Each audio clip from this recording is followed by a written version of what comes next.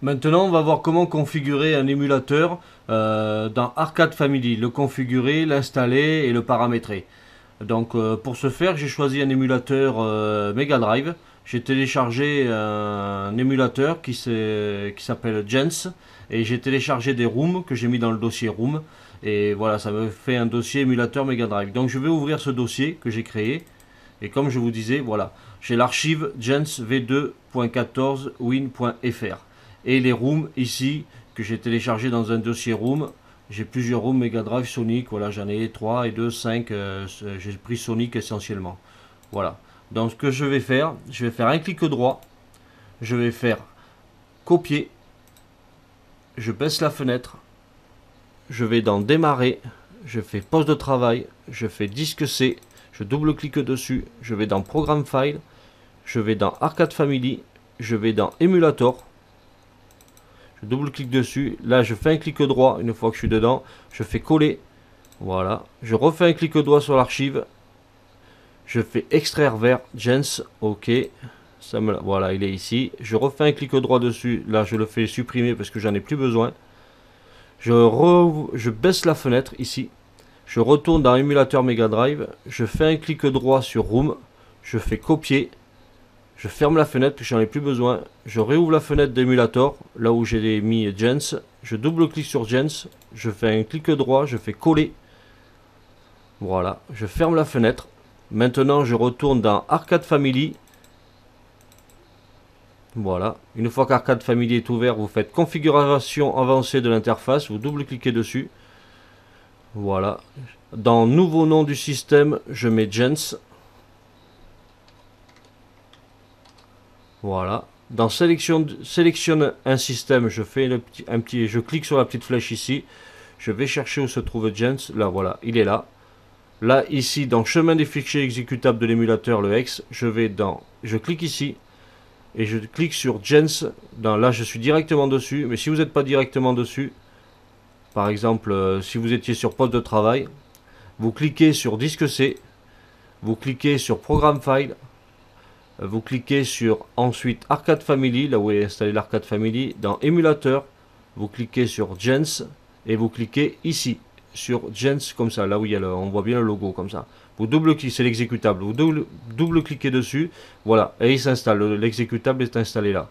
Ensuite, une fois que c'est fait, je fais ajouter un nouveau système, je clique OK, je fais sauvegarder les modifications, je fais OK, on voit que Gens dans la liste de mes systèmes s'est installé, je fais liste des jeux, dans chemin du dossier des ROM, je clique ici, je vais dans poste de travail, je vais dans disque C, je vais dans programme file, je vais sur Arcade Family, je clique sur Arcade Family, je vais dans la petite flèche, la petite croix ici, je clique dessus, je vais dans le dossier Gens V214, je clique sur la petite flèche ici, la petite croix pardon, et je vais chercher les ROM. Les ROM est là, je clique dessus, je fais OK, voilà les ROM, le dossier est affiché, je fais générer la liste, voilà, OK. Si vous cliquez sur générer la liste et que vous ne voyez rien apparaître ici, admettons que vous ayez cliqué sur générer la liste et que vous ne voyez rien, alors que vous savez que vous avez installé vos ROM dans l'émulateur que vous avez configuré, comme on a vu tout à l'heure, c'est que tout simplement le fichier n'est peut-être pas le bon fichier. Vous voyez là c'est le fichier zip ici pour configurer, le fichier est renseigné en zip. Donc peut-être que c'est des ROM qui sont en BAT, en bin ou autre. Je vais vous citer un exemple, on va prendre un exemple, ça va être plus parlant. Par exemple, pour les ROM Atari, vous voyez, pour certaines ROM Atari, vous avez des fichiers sur en bin. Regardez, je fais propriété et fichier bin. Voilà. Et dans ces cas-là, elles n'apparaîtront pas. Donc ici, il faut enlever le zip et écrire bin. À la place, on écrit bin, bin. Et là, vos zips, après, vous faites générer la liste, vont apparaître. Voilà. Regardez, si je fais par exemple ici, regardez, je vais faire un exemple. Regardez, je fais supprimer la liste. Et là, ici, je vais marquer bin. Et je vais cliquer, voilà, bin, je vais cliquer générer la liste. Voilà, aucun ROM n'apparaît. Parce que mes fichiers sont des ROM, les fichiers ROM que j'ai sont des ROM en zip. Alors on va prendre, regardez, zip, vous voyez, hop, je fais un clic droit, propriété, archive WinRAR, zip. Donc pour les voir apparaître, eh ben, je vais écrire zip ici. Et là, je fais générer la liste et voilà, la liste apparaît. Voilà, tout simplement. Alors si jamais vous avez ce cas-là, que vous avez, vous cliquez sur générer la liste et que aucune room n'apparaît, ça veut dire que vous n'avez pas renseigné la bonne catégorie, c'est des zips, des bins ou autres. Donc pour savoir ce que vous avez comme dans votre dossier ROM, ben, le plus simple c'est comme on vient de voir, faire un clic droit dessus et puis vous aurez marqué ce que c'est exactement comme ROM. Là c'est du zip et là c'est du bin, propriété. Voilà, on sait que c'est du bin. Donc après, il vous reste plus qu'à renseigner, il vous reste plus qu'à écrire ici si c'est du zip, du bin ou autre. Voilà. Je ferme le dossier. Là, je vais configurer les touches maintenant. Là, je baisse la fenêtre, je retourne dans démarrer, je vais sur poste de travail, je double-clique sur le disque C, programme file, Arcade Family, émulateur. Hop, où c'est qu'il est Jens? Double-clique sur Jens, je clique dessus ici, je fais exécuter et je vais voir si les touches sont bien configurées. Donc là, je fais un clic droit, j'ai ceci qui apparaît, je vais dans Options, Joypad, Joypad 1, je fais 6 boutons, je fais définir les touches et voilà. Hop, bon là c'est le... Ok, ça c'est déjà défini, le Star. J'appuie sur S. Je configure les touches par rapport bien sûr aux touches que j'ai déjà configurées par rapport aux touches initialement programmées dans le logiciel Arcade Family. Je prends exactement les mêmes, autrement ça ne fonctionnera pas. Donc ici, moi je me le suis noté sur un petit papier, pas rappeler. Hop là, ici le S, c'est le S, Star CS. Alors hop, le Star, pardon, c'est le S. Hop, et là ici, premier bouton, c'est le X. Deuxième bouton, c'est le C. Troisième bouton, c'est le V. Quatrième bouton, c'est le B. Cinquième bouton, le N. Et sixième bouton, le F. Je clique sur OK. Je ferme la fenêtre ici, je ferme la fenêtre là, je lance Arcade Family, voir si ça tout fonctionne, j'appuie sur Start. Voilà. Alors je vais voir avec les boutons si ça fonctionne. Hop, voilà, je fais le tour, je presse le bouton Start, qui est ici, hop, voilà, voilà ce que ça donne. Voilà, Sega, Mega Drive, vous voyez, hein, ce qui est bien, c'est que vous avez tout est déjà pré-programmé. Donc je clique sur Start, je rentre dans le dossier Mega Drive. Ben, je prends le premier jeu qui vient, je clique sur Start, voilà, hop. Pour l'instant tout fonctionne bien. Normalement j'ai programmé mes touches, donc ça devrait aller tout seul. Si jamais vous lancez le dossier Mega Drive ou autre émulateur et que vous ne pouvez pas jouer, vous ne pouvez pas lancer les jeux malgré que vous voyez l'image à l'écran, ça veut dire qu'il faut configurer les touches dans l'émulateur lui-même. Donc comme j'ai fait avec Jens, je suis rentré directement sur Jens sans passer par Arcade Family. J'ai cliqué dans l'exécutable de Jens directement dans le dossier pour avoir accès comme on a vu, à la programmation des touches. Donc là normalement ça devrait aller. Donc je vais appuyer sur Start. Hop, ça, apparemment ça fonctionne. Voilà, je rappuie sur Start. Ça a l'air de fonctionner. Ben, je rappuie dessus. Là je vais aller à droite. Ah ben ça va à droite. Je vais aller à gauche, ça va aller à gauche. Je vais sauter, hop, ça saute. Voilà. Ben voilà, hop. Nickel. Ben voilà, ça fonctionne. Donc voilà, pour la programmation des émulateurs, vous avez vu comme on a fait, c'est pas plus compliqué que ça. Vous faites étape par étape comme je vous ai montré et vous allez voir, ça va fonctionner tout seul. Surtout ne pas oublier que si jamais vous pouvez pas jouer avec les touches, ça veut dire que les touches sont pas, comme je vous le disais, programmées dans l'émulateur. Donc pour retourner dans l'émulateur lui-même, directement sur l'exécutable, sans passer par Arcade Family pour configurer les touches comme on a vu tout à l'heure. Maintenant, on va voir comment configurer les snaps. Les snaps, c'est un dossier dans lequel on va mettre des images, des fichiers images qui correspondent au jeu que vous avez installé sur votre borne d'arcade. On va voir ça en exemple, vous allez voir, c'est un exemple qui sera plus parlant. Donc je lance Arcade Family.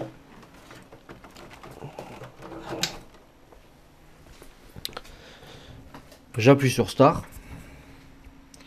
Je vais aller par exemple sur Atari. Je vais sur Atari et vous voyez, j'ai des jeux de Grand Prix d'installer, Jungle Hunt, Space Invaders et tout en cam. Donc les snaps que je vais installer vont mettre une image au milieu de l'écran ici. Et quand par exemple je vais cliquer sur Space Invaders, j'aurai l'image de Space Invaders. Je sais à quel jeu je vais jouer, Space Invaders. Donc pour installer ces fichiers, d'abord je vais vous montrer un exemple. Donc je vais sortir. Je vais aller sur... J'ai déjà installé des snaps, pardon. On va aller sur Mega Drive. Hop. Sur Mega Drive, vous voyez, j'ai Sonic Compilation. J'ai l'image de Sonic Compilation. Je sais ce que c'est. Donc pour faire la même chose sur Atari 2600, je vais installer le dossier Snap. Je vais vous montrer comment. Hop.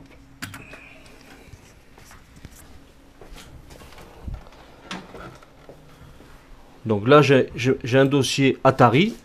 Et dans ce dossier, j'ai téléchargé un fichier Snap. Donc je double-clique dessus. Et vous voyez, il y a plein d'images de tous les jeux de Atari dessus. Donc ce dossier-là, je vais faire un clic droit dessus. Et je vais faire copier. Je vais faire démarrer. Poste de travail. Disque C. Programme File. Arcade Family. Emulator. Et je vais aller dans le dossier Stella. Car le de Stella, c'est l'émulateur qui me sert à jouer au jeu Atari sur la borne. Donc je double-clique dessus, et je fais un clic droit une fois que je suis dans le dossier de Stella, et je fais coller. Et là, j'ai tout le fichier Snap qui va se coller. Donc après, comme ça, je saurai à quel jeu je vais jouer.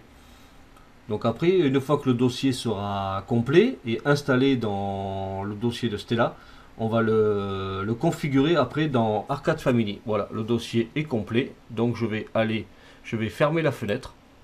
Je ferme celle-là aussi, là où j'avais mon dossier Snap. Les fichiers Snap, vous les téléchargez sur Internet. Hein.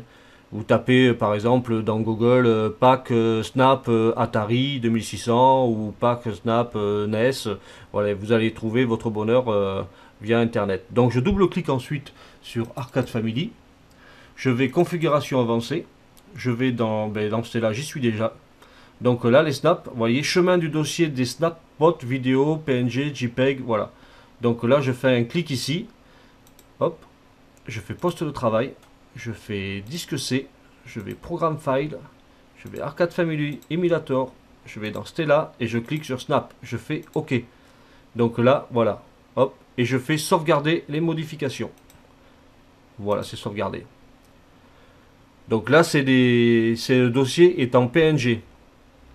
Je vais vous montrer comment on sait que c'est en PNG. C'est comme pour les dossiers de Room Emulator, pour savoir si c'est du zip ou du bin ou autre. Il faut faire un clic droit sur le fichier en question et d'aller dans Propriétés, comme on l'a vu, et regarder si c'est du PNG, du JPEG, du BMP, GIF ou autre. Donc on va voir ça. L'exemple va être plus parlant en vous montrant directement. Voilà, hop, je vais directement, je retourne dans le dossier, là je retourne dans le dossier de l'émulator, voilà, et je double-clique sur le snap, et je fais un clic droit dessus, je fais propriété, et image PNG, donc c'est bon, moi j'ai bien renseigné je referme la fenêtre, c'est du PNG, donc c'est bon. Donc je ferme la fenêtre ici, je clique Start, et on va voir si les fichiers sont bien reconnus par la bande d'arcade. On va voir ça de suite. Parce que des fois c'est reconnu directement, ou des fois non. Je vais vous expliquer pourquoi.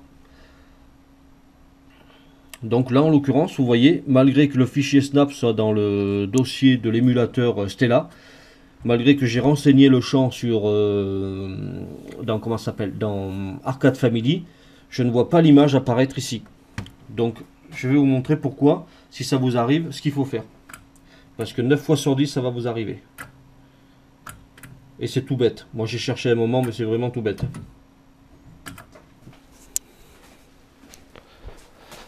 Alors, hop, je retourne, je fais démarrer, je fais poste de travail, je fais disque C, je fais programme file, je fais arcade family, je fais émulator, je fais retourne dans Stella. Là, je regarde le nom de mes rooms. Par exemple, on va prendre l'exemple de Toutankhamon. Là, Toutankhamon, il est écrit comme ça. Vous voyez, c'est très important. L'archive Toutankhamon est écrite comme ça. On va voir comment elle est écrite dans le dossier des snaps. Alors, je vais aller chercher Toutankhamon. Alors, je défile vite. Je vais faire différents. PQR, T, T, T, T, PQR, T, U, A, hop, N. Allez, cherche comment il est écrit. Ah, là, j'étais trop vite, là.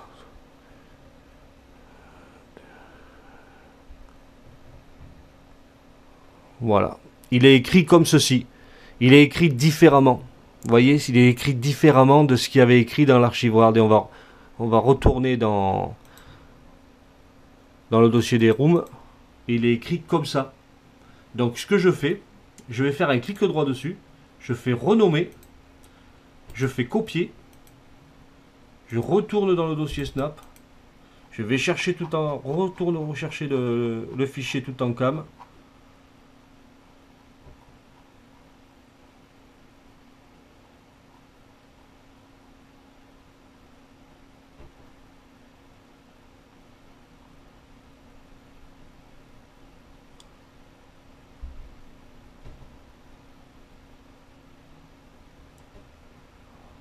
Voilà, hop, j'étais droit. Il est là, vous voyez. Je fais un clic droit dessus, je fais renommer, je refais un clic droit dessus, je fais coller, et là, il a la bonne dénomination. Et vous allez voir, maintenant, je ferme la fenêtre, je retourne dans Arcade Family, je lance Star, et vous allez voir qu'il va apparaître.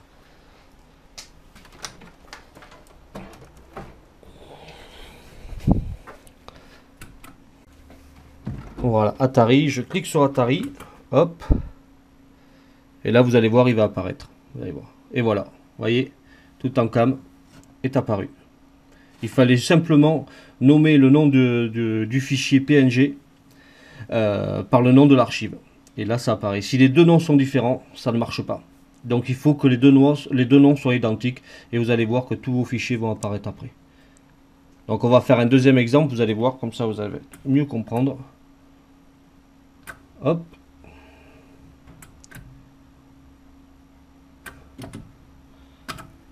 Voilà.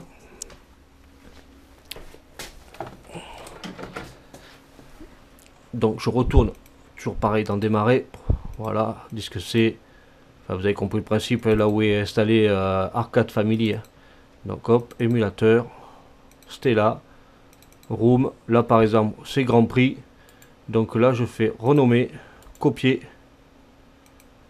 Hop, je retourne dans Snap, je cherche Grand Prix. Je fais défiler.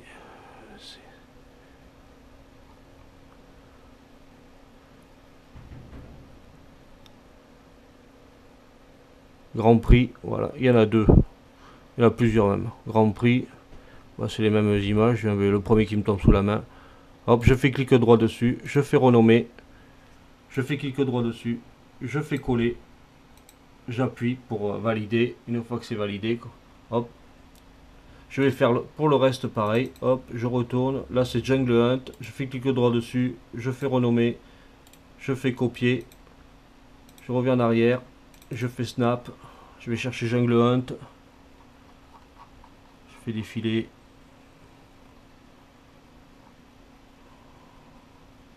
Jungle Hunt. Le voilà. Jungle Hunt, lequel je vais prendre. Tiens, celui-là me paraît pas mal. Je fais renommer, comme on a vu. Clic droit dessus. Coller. Je clique pour valider. Hop, voilà, c'est fait. Je retourne. Là, vous avez compris le principe. Space Inventor, je fais pareil. Je fais un clic droit dessus. Je fais copier. Je vais dans Snap. Je cherche Space Inventors. Hop, je fais défiler. PQRS. PQRS.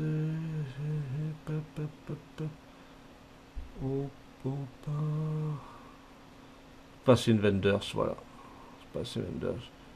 Il y en a plusieurs. Tiens, mais je prends celui-là, le premier qui me tombe sous la main. Hop. Renommer, je fais un clic droit dessus sur l'image. À nouveau un clic droit. Et je fais coller. Et voilà, l'archive, l'espace Vendors, voilà. Maintenant, on va vérifier que ça fonctionne, que tout est bien rentré. Je vais fermer la fenêtre. Je vais aller dans Arcade Family. J'appuie sur Start.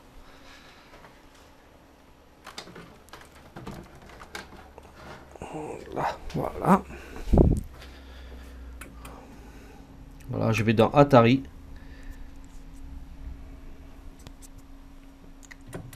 Et là, on voit que tous les fichiers, comme vous pouvez voir, voilà, apparaissent tous. Voilà.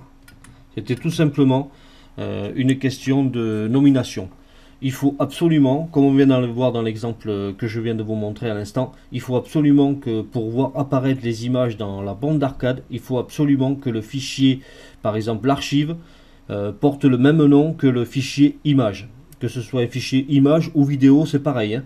Que ce soit les deux, par exemple si vous voulez un fichier vidéo à la place d'image, moi j'ai mis des snaps, mais si vous voulez des vidéos, il faut absolument que l'archive du jeu, comme on a vu, porte le même nom que le fichier de la vidéo. Il faut que les deux mêmes noms soient identiques, sinon ça s'affichera pas. Donc vous faites comme on vient de voir là. Donc voilà pour les snaps. Comment on fait pour installer les snaps et comment on fait ensuite quand elles apparaissent pas pour les voir apparaître au niveau de la bande d'arcade. Vous avez vu, c'est pas très compliqué et vous répétez l'opération à chaque fois que pour tous les émulateurs que vous avez et toutes les snaps que vous installez suivant l'émulateur que vous avez. Vous faites exactement la même opération, vous verrez, vous n'aurez aucun souci, tout apparaîtra.